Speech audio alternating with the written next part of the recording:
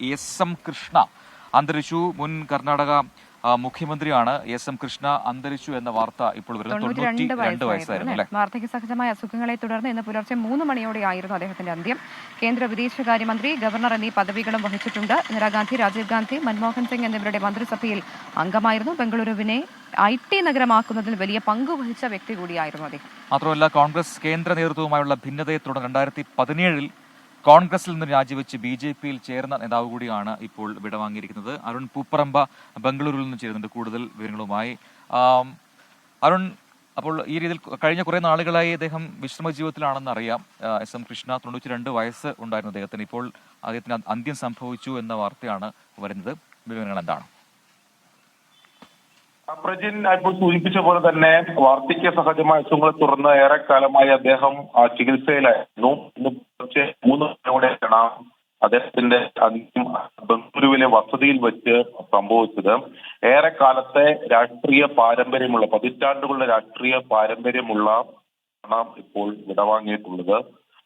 കേന്ദ്ര വിദേശകാര്യമന്ത്രി, ഗവർണർ എന്നീ പദവികൾ വഹിച്ചിട്ടുണ്ട്. കർണാടക മുൻ മുഖ്യമന്ത്രിയാണ്. കർണാടക പ്രത്യേകിച്ച് ഈ ബംഗളൂരു നഗരത്തിന്റെ നഗരം ഒരു IT നഗരമായി രൂപപ്പെടുത്തുന്നതിലൊക്കെ എസ്.എം. കൃഷ്ണ വലിയ പങ്ക് വഹിച്ചിട്ടുണ്ട് എന്നത് ശ്രദ്ധേയമായ കാര്യമാണ്.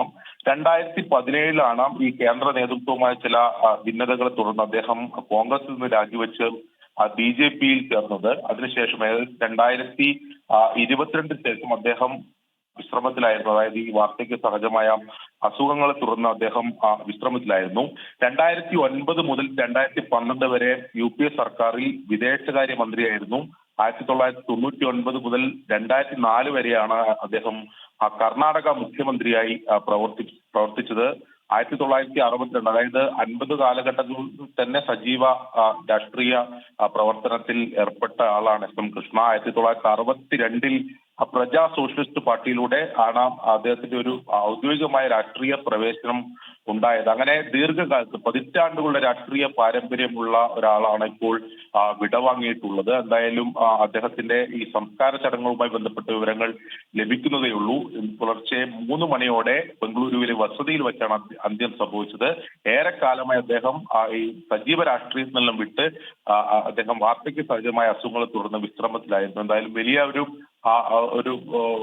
വിയോഗം, അദ്ദേഹത്തിന്റെ വിയോഗം ഈ ഇന്ത്യൻ രാഷ്ട്രീയത്തിൽ തന്നെ വലിയൊരു ശൂന്യത ഉണ്ടാക്കും എന്ന കാര്യത്തിൽ സംശയമില്ല. അതെ, അദ്ദേഹം ഒരു അതികായനായിരുന്നു എന്നുള്ള കാര്യത്തിൽ സംശയമൊന്നുമില്ല. അദ്ദേഹത്തിന്റെ ആ ഒരു രാഷ്ട്രീയ ജീവിതം എങ്ങനെ ഓർത്തെടുക്കാം? പ്രവിധ, അദ്ദേഹം ഞാൻ നേരത്തെ സൂചിപ്പിച്ച പോലെ തന്നെ 1962 ആണ് പ്രജാ സോഷ്യലിസ്റ്റ് പാർട്ടിയിലൂടെയാണ് അദ്ദേഹത്തിന്റെ ഔദ്യോഗികമായ രാഷ്ട്രീയ പ്രവേശനം ഉണ്ടായത്. പിന്നീട് ദീർഘകാലം അദ്ദേഹം ഈ കോൺഗ്രസിലാണ്. അദ്ദേഹത്തിന്റെ, നമുക്ക് അറിയുന്ന പോലെ പതിറ്റാണ്ടുകൾ കോൺഗ്രസിലാണ് അദ്ദേഹത്തിന്റെ സജീവ രാഷ്ട്രീയം ഉണ്ടായിരുന്നത്. 2017 നമുക്ക് അറിയുന്ന പോലെ അത് വലിയ രാഷ്ട്രീയമായ ദേശീയ തലത്തിൽ തന്നെ ചർച്ചയായതാണ്. കേന്ദ്ര നേതൃത്വവുമായ ഉണ്ടായ ചില ഭിന്നതകളെ തുടർന്ന് BJPയിൽ ചേരുകയാണ് ഉണ്ടായിരുന്നത്. 2009 മുതൽ 2012 വരെ UPA സർക്കാരിൽ അദ്ദേഹം വിദേശകാര്യമന്ത്രിയായിരുന്നു. 1999 മുതൽ 2004 വരെ ആ കാലം വളരെ പ്രധാനപ്പെട്ടതാണ്. അത് നമുക്കറിയുന്ന പോലെ തന്നെ ബംഗളൂരുവിന്റെ വളരെ നിർണായകമായി IT നഗരമായി രൂപപ്പെടുത്തുന്നതിൽ വളരെ നിർണായകമായ ഒരു കാലയളവായി പിന്നീട് സൂചിപ്പിക്കുകയും ചെയ്യപ്പെട്ട കാലമാണ്. ആ കാലത്ത് അദ്ദേഹം മുഖ്യമന്ത്രിയായിരുന്നു. അദ്ദേഹത്തിന്റെ പല പ്രവർത്തനങ്ങൾ, പ്രത്യേകിച്ച് ഈ നഗര കേന്ദ്രീകൃതമായി അദ്ദേഹം നടത്തിയിട്ടുള്ള പല പ്രവർത്തനങ്ങളും ശ്രദ്ധേയമായിരുന്നു. അത് പിന്നീട് അതങ്ങനെ ശ്ലാഘിക്കുന്ന സാഹചര്യം ഉണ്ടായിട്ടുണ്ട്. അതുകൊണ്ട് തന്നെയാണ് ഈ IT നഗരമായി ബംഗളൂരുവിനെ രൂപപ്പെടുത്തുന്നതിൽ എസ്.എം. കൃഷ്ണ വലിയ പങ്ക് വഹിച്ചിട്ടുണ്ട് എന്ന കാര്യം എടുത്തു പറയുകയും ചെയ്യുന്നത്. കോൺഗ്രസിലെ സംഘടനാ പ്രവർത്തനത്തിലും അദ്ദേഹം, അതായത് കർണാടക കോൺഗ്രസിലെ പ്രവർത്തനത്തിലും അദ്ദേഹം വളരെ സജീവമായിരുന്നു. ഒരു ഘട്ടത്തിൽ നേതൃപദവിയിൽ നിന്ന് കർണാടകയിലെ കോൺഗ്രസ്, പ്രത്യേകിച്ച് നമുക്കറിയുന്ന പോലെ തന്നെ ഓൾഡ് മൈസൂരു മേഖലയിലും ഈ മഹാരാഷ്ട്ര ഈ അതിർത്തി മേഖലയിലൊക്കെ അദ്ദേഹം നടത്തിയിട്ടുള്ള പല ഇടപെടലുകളും കോൺഗ്രസിന്റെ സംഘടനാ തലത്തിൽ പോലും അദ്ദേഹം വലിയ മുന്നേറ്റം കോൺഗ്രസിന് ഉണ്ടാക്കുന്നതിന് വേണ്ടി കർണാടകയിൽ അദ്ദേഹത്തിന്റെ ഇടപെടലുകൾ, പ്രവർത്തനങ്ങൾ സാധിച്ചിട്ടുണ്ട് എന്നതാണ് നമ്മൾ മനസ്സിലാക്കുന്നത്. അങ്ങനെ കോൺഗ്രസിൽ വലിയ പാരമ്പര്യം അദ്ദേഹത്തിനുണ്ടായിരുന്നു. 2017 പക്ഷേ കോൺഗ്രസ് ബന്ധം അദ്ദേഹം ഉപേക്ഷിച്ച് BJP-യിൽ ചേരുകയായിരുന്നു. ഏറെക്കാലം BJP-യിൽ ഒരു സംഘടനാ പ്രവർത്തനത്തിൽ അദ്ദേഹം മുന്നോട്ട് പോയില്ല.